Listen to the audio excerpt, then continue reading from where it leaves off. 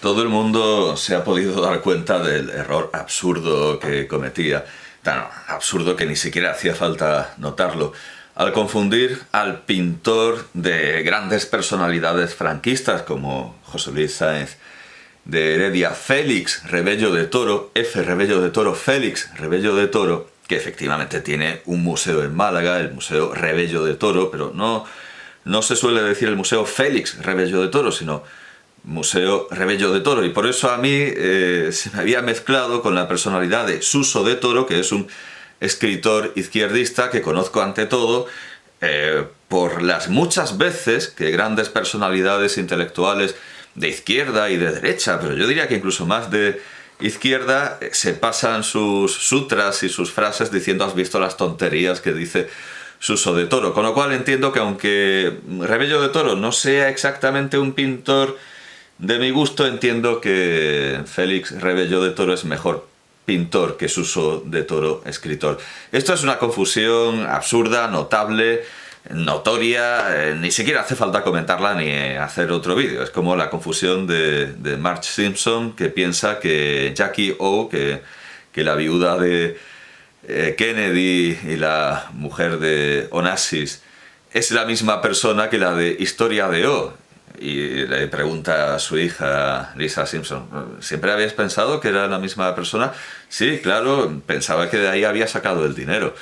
Bueno, pues una confusión muy parecida ha sido la de los de Toro, Rebello de Toro, que es Félix Rebello de Toro, y además Rebello de Toro y la de otro de Toro que no tiene absolutamente nada que ver. Pero ya puestos, y dado que también me he dado cuenta de que no he comentado un error ajeno, y hay que sacar a quien me haya escuchado de un error que no ha sido culpa mía, que no he introducido yo, pero es igualmente un error, y si callo, otorgo. Quien calla, otorga. Habíamos visto que en la carátula de Franco, ese hombre, se dice que la productora es Chapalo Films. Está por aquí. Bueno, en algún filmografías, español mono. Vaya, sí, aquí está. Eso es. Producida por Chapalo Films. Chapalo Films. Y bueno, hice alguna broma sobre esto de Chapalo, pero no obvié decir que no es la acentuación correcta. De la checa a la meca se explica de dónde viene este nombre. En la sección Retrato de Familia, cuando se empieza a hablar de la relación de los Sáenz de Heredia con el cinematógrafo. Los Sáenz de Heredia iban siendo muchos y la vida apretaba las cuentas. Aunque se tenga apellidos hidalgos, también están inventados desde hace muchísimo, desde antes del Lazarillo y del Guzmán de Alfarache, los hidalgos pobres. Por eso no es de extrañar que, próximo como estaba entonces el teatro del recién nacido cinematógrafo, el activo riojano probase fortuna con el invento de las sombras. Entonces, procurando hacer las cosas por el principio, fundó una productora de películas, respaldado por Gerardo Vargas Machuca, un buen amigo, bueno, todos hidalgos, como recuerda Cervantes en El Quijote. Vargas Machuca, la familia Vargas Machuca obtuvo este apellido porque un caballero de este nombre, Vargas, no teniendo armas con las que acometer a los moros, acabó arrancando un árbol y machucando a muchos de ellos con él, y de ahí le vino el apellido de Vargas Machuca. El título de la entidad tenía, para los Sáenz de Heredia, un tierno eco familiar. Se la registraría como Chapalo, Chapalo Films. Y lo de Chapalo venía de la pronunciación infantil que uno de los hermanos, Manuel, daba al adjetivo chaparro, con que alguien le calificase, sin mala intención por supuesto, intentando definir su pergenio físico. Así que nada de Chápalo, es Chapalo, que es una pronunciación infantil de chaparro. Y bien, ya que estamos aquí, voy a deshacer otro equívoco, porque llamé de manera demasiado familiar y coloquial a la escuela oficial de cine, escuela de cine, cuando su nombre oficial es ese, escuela oficial de cine. El capítulo está más o menos al final, después de hablar de su relación con el teatro, o quizá esté antes. El caso es que hay un capítulo dedicado a la Escuela Oficial de Cine, de la que él no fue el primer director ni el creador, pero desde luego fue un grandísimo patriarca en esa institución y en el cine español en general. Bueno, voy a tener que buscarlo en el índice, porque vamos a ver. 125, la Escuela Oficial de Cinematografía, ese es el nombre, página 125. 125. A partir de 1947 podía estudiarse, lo pone en cursiva, podía estudiarse cine en España en el llamado Instituto de Investigaciones y Experiencias Cinematográficas, centro nacido gracias al tesón del ingeniero Victoriano López García, que fue su fundador y primer director, Victoriano López García. Durante 10 años y luchando con ingentes dificultades económicas, la subvención del Estado era mínima, en los locales prestados de la Escuela de Ingenieros Industriales en los Altos del Hipódromo se impartieron enseñanzas, que por cierto es curioso que en Madrid haya subsistido tanto tiempo y con tanto éxito un hipódromo que parece una cosa sacada de tiempos bizantinos, al igual que el Jai Alai, al igual que el frontón de pelota vasca, son cosas que parecen de otro tiempo. Y el hipódromo me parece que sí ha sobrevivido, el Jai Alai, no. Se impartieron enseñanzas a pequeños grupos de jóvenes aspirantes a la gloria de la pantalla en sus varias modalidades. Que la labor fue buena, pese a tantas carencias, lo demuestra el nombre de 2 directores salidos de la primera promoción, Luis García Berlanga y Juan Antonio Bardem, que por cierto a los muy franquistas autores de este libro no le duelen prendas en reconocer el mérito de Juan Antonio Bardem. Quiso reforzarse la calidad de estos estudios. Se denominó el centro en lo sucesivo Escuela Oficial de Cinematografía, que es más complicado que Escuela de Cine, pero desde luego mucho menos que Instituto de Investigaciones y Experiencias Cinematográficas. Escuela Oficial de Cinematografía. Y en 1900, se aumentaron, aunque poquito, sus presupuestos, y en 1959 fue nombrado director del mismo José Luis, un poco francés eso, del mismo, José Luis Sáenz de Heredia, quien trabajó deprisa y sin circunloquios. ¿Y qué montó? Pues montó una plantilla de profesores que para sí la quisiera cualquier escuela de cine del mundo. Historia del cine. Profesor Carlos Fernández Cuenca. Adjunto Florentino Soria, a quien ya he presentado en esta biblioteca ideal. Historia del arte. Profesor José Camón Aznar. Adjunto Enrique Pardo Canalís. Filmoliteratura. Magnífica, con un guión. Filmoliteratura, magnífica asignatura. Profesor Joaquín de Entrambasaguas. Un distinguidísimo erudito, filólogo, dando clase de filmoliteratura a los cineastas. Adjunto, Enrique Pardo Canalís. Tecnología cinematográfica, profesor Luis Marquina Pichot.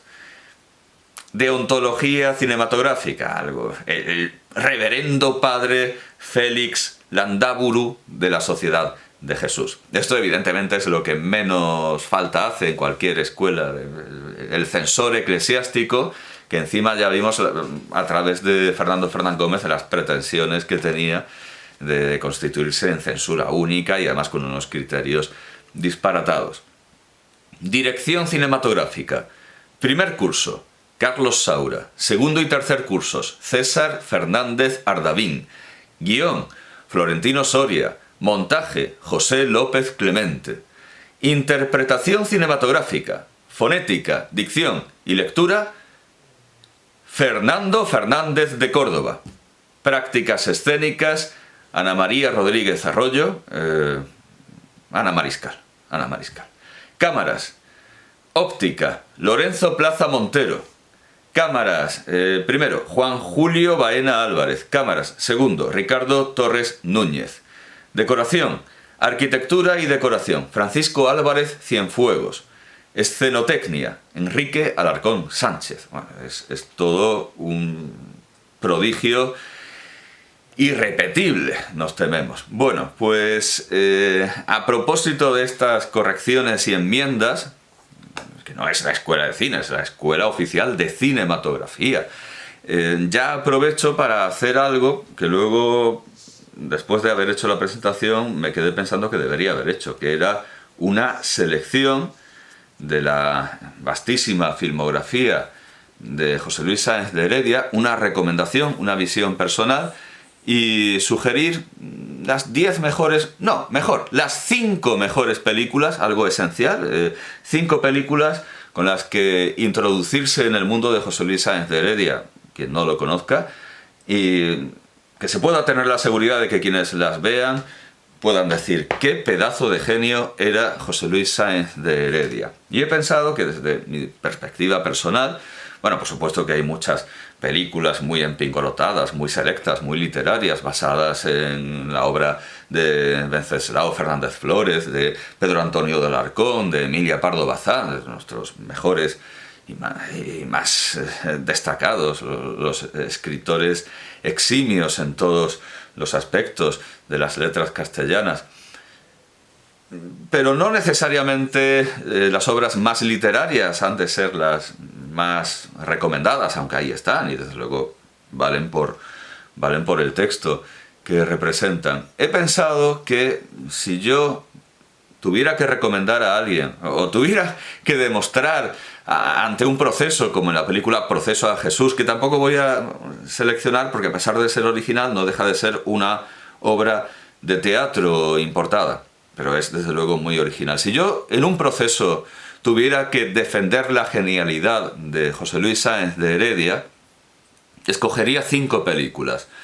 Una con Pepe Isbert o Don José Isbert, porque ya se sabe, hay quien se enfada cuando a Isbert se lo llama Pepe, porque en todos los títulos aparece como José Isbert, pero es una cosa del público. El público ha sentido mucho afecto por José Isbert y por Francisco Rabal, y siempre los ha llamado Pepe Isbert y Paco Rabal, y cuando se nos escape el decirlo, en ningún momento tiene que entenderse como un exceso de familiaridad, de confianza, una falta de respeto. No, el público ha conocido a José Isbert como Pepe Isbert y a Francisco Rabal como Paco Rabal, y es algo que no demuestra más que el cariño que les ha tenido el público a estos dos grandes actores. Bueno, como digo, una película con José Isbert, 2 películas con Conchita Velasco, con Concha Velasco, y 2 películas con Paco Martínez Soria. Igual, lo mismo, nadie dice Don Francisco Martínez Soria, no, el público lo conocía siempre como Paco Martínez Soria, y así sí que salía en los créditos, en las noticias, en los títulos. Voy a ir repasando, no obstante, todas las películas de esta historia de las historias. No recuerdo cómo lo... sí, Historia de las historias. La parte de su filmografía se llama Historia de las historias, que va desde su primera película, Patricio miró a una estrella, que se presentan como ejercicios iniciales, luego desarrollaría su talento, pero claro, tienen valor ya de por sí. Desde luego el que quiera conocer la historia, el origen, el embrión, el germen del cine de José Luis Sáenz de Heredia, bueno, tendría que partir de Patricio miró a una estrella de 1934. Luego tenemos La hija de Juan Simón, a base de esa canción que aparece en La vaquilla de Luis García Berlanga, de 1935, ¿Quién me quiere a mí? Bueno, aquí vemos una muestra, la enésima muestra de la devoción que José Luis Sáenz de Heredia tenía por Franco, que es algo verdaderamente extraño, que un hombre de tanto talento, de tanto ingenio, tan atrevido, tan valiente, tan arriesgado, tan original, tan innovador, tuviera esta dependencia ideológica absoluta y total del chaparro, ciertamente, del chaparro general gallego. Entendemos que hablar con él, hablar con José Luis Sáenz de Heredia para Fernán Gómez, para Bardem, e incluso hablar con el propio Bardem, tendría que ser como hablar con Don Quijote, con un loco lúcido al que no se le podía sacar determinado tema. Seguramente quienes hablaran con Bardem no podrían sacarle ninguna crítica al comunismo, y quienes hablaran con José Luis Sáenz de Heredia, evitarían escrupulosamente hacer ninguna crítica al caudillo. Fernán Gómez, que en una entrevista póstuma explicó su visión de Franco y dijo que a él le había parecido un egoísta y que había actuado como un capitán de bandidos que solo pensaba en él, evidentemente ese juicio, esa opinión se guardaría mucho de sacársela innecesariamente a José Luis Sáenz de Heredia, o quizá no, porque desde luego, y es lo que vamos a ver en una de sus películas, lo que marca a José Luis Sáenz de Heredia es una enorme tolerancia y voluntad de entendimiento, y esos reproches que aquí hacía a Salvador de Madariaga y a Claudio Sánchez Albornoz quizá puedan entenderse más como, y de hecho él lo justifica así, como fruto de un mal día. No es lo habitual en él. Bien, pues aquí lo vemos con un Franco que lo mira sonriente tanto en la fotografía como al vivo, pero él está... leamos el lenguaje corporal de Sáenz de Heredia, está con las manos, está como una quinceañera ante su ídolo. Es verdaderamente algo extrañísimo en un hombre de las dotes y del vuelo, del altísimo vuelo de Sáenz de Heredia, pero bueno, así era. Quizá podríamos retomar las palabras de Santa Teresa de Jesús acerca de que todo el mundo tiene que tener su desaguadero, y en este caso, pues no sé, su ídolo, pero es algo verdaderamente desconcertante y extraño. Bueno, después vino A mí no me mire usted, Raza, El escándalo, una grandísima producción, muy cuidada, basada en la novela... Sí, en la novela, no es una novela corta, es la novela de Pedro Antonio de Alarcón. El destino se disculpa, sobre la obra sobre texto de Venceslao Fernández Flórez, o sea, siempre los clásicos. Luego Bambú, de la que no quedaron muy contentos ni él ni Fernando Fernán Gómez. Mariona Rebull, nuevamente los clásicos, en este caso Ignacio Agustí. Las aguas bajan negras, sobre Armando Palacio Valdés. La mies es mucha.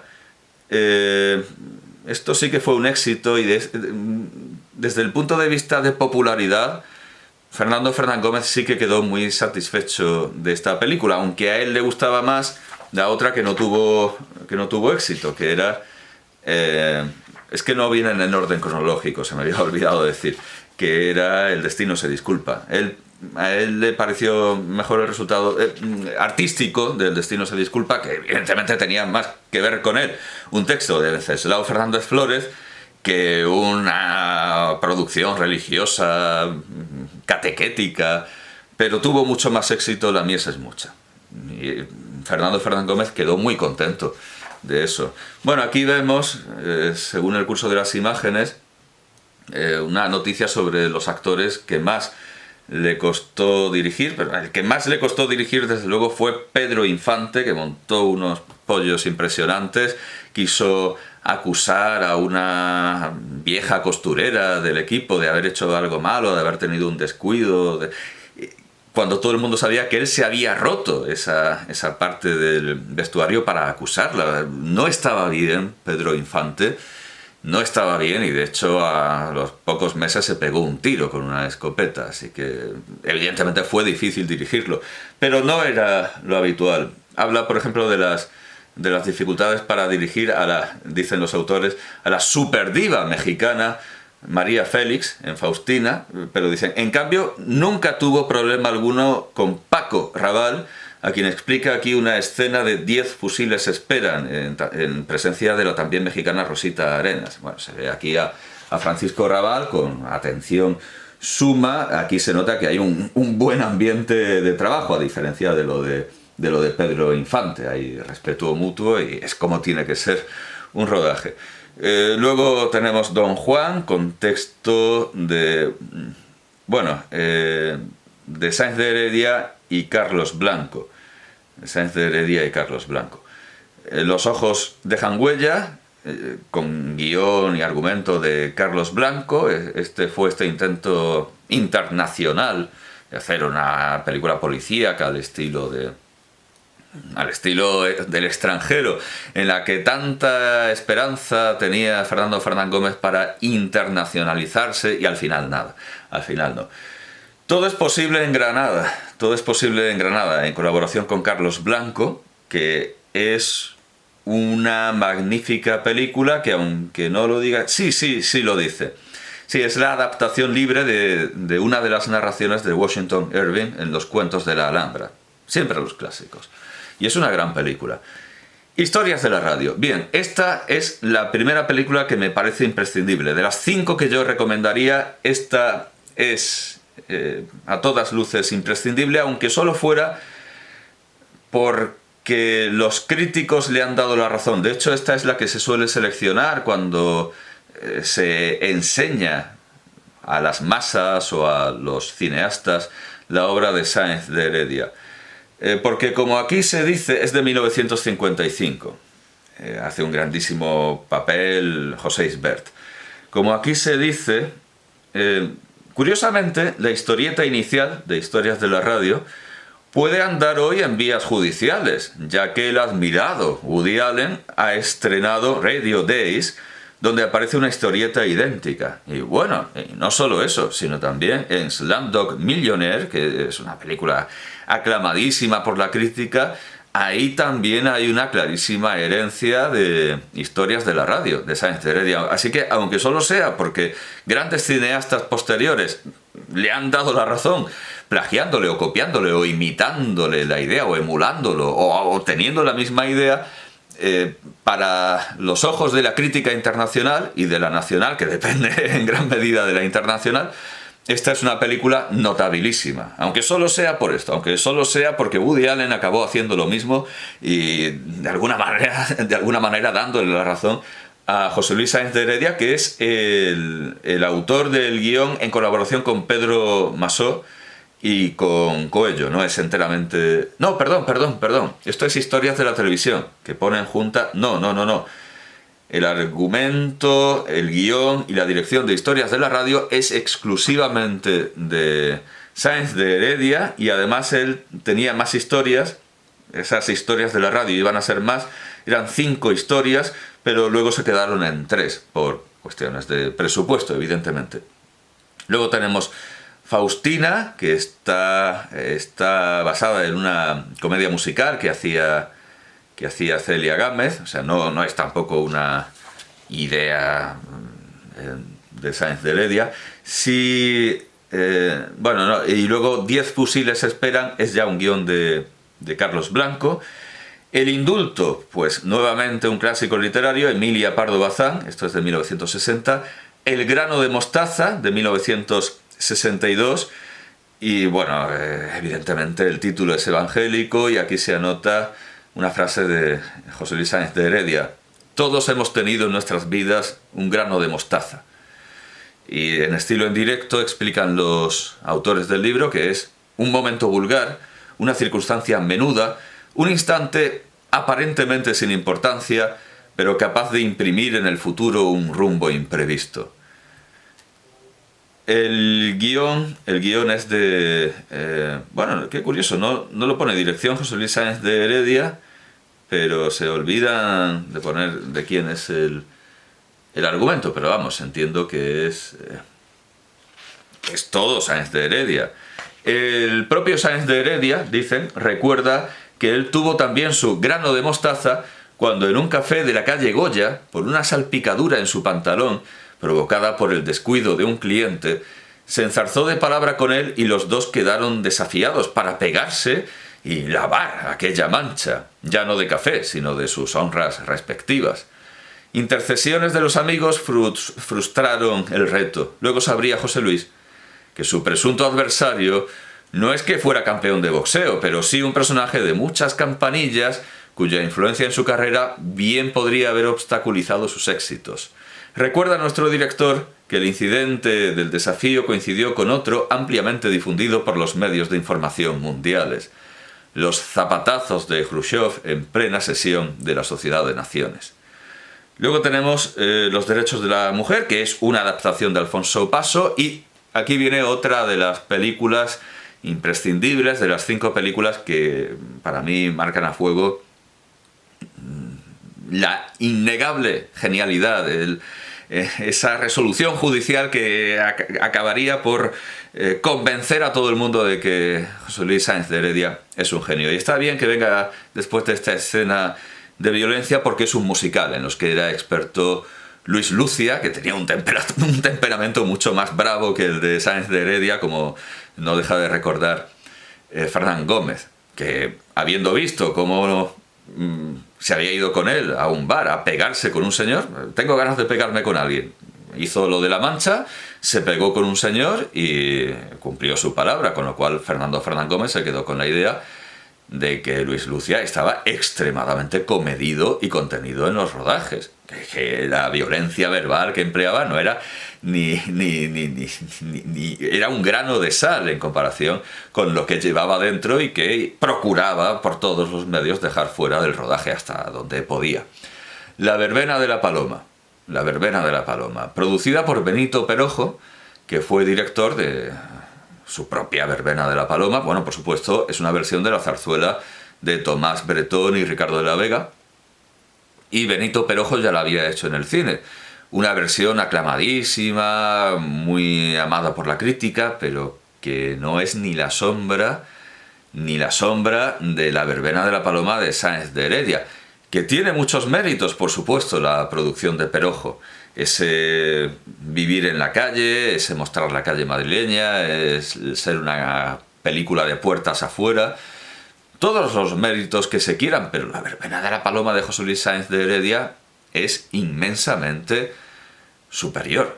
Es inmensamente superior. Es una película llena de color, pero no solo porque sea una película en color y la de Perojo sea en blanco y negro por cuestiones técnicas. Es una película luminosa y colorida por todos sus elementos, también por supuesto por el manejo del color, y es lo que debe ser un musical, ¿no? Una obra tediosa y de arte como las de William Wyler, larguísimas, con números que no vienen a cuento. No, es fluida, es divertida y deja en el espectador una grandísima sensación de felicidad, luz y color, que es lo que tiene que dar un musical al espectador, algo que entendía perfectamente Luis Lucia, que era gran admirador de la película Mary Poppins. Sí, ese señor que se pegaba con gente en los bares, languidecía de arrobo y se maravillaba al hablar de su amadísima película de los estudios Disney, Mary Poppins, que él decía, Mary Poppins, parecía algo sensacional. Bueno, pues algo muy parecido en el género musical y muy difícil de conseguir, que es que todo el musical sea perfecto, que no sobren